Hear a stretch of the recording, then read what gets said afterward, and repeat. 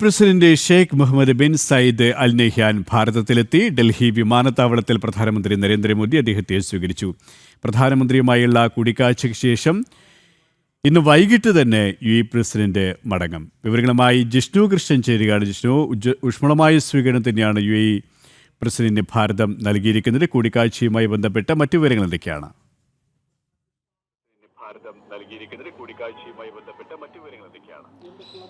ഊഷ്മളമായ സ്വീകരണം തന്നെയാണ് president Sheikh Mohamed bin Zayed Al നഹ്യാന് ഭാരതത്തിൽ ലഭിച്ചിട്ടുള്ളത്.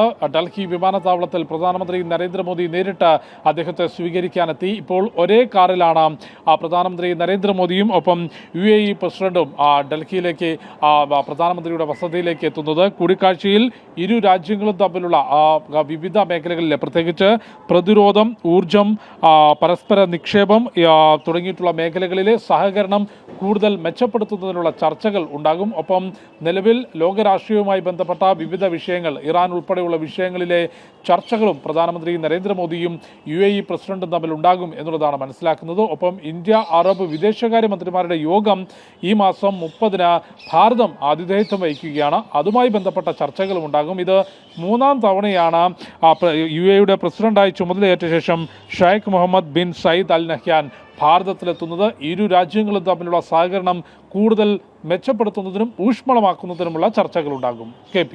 ശരി, ഡൽഹിയിൽ നിന്നും ജിഷ്ണുവാണ് വിശദാംശങ്ങൾ നൽകിയത്.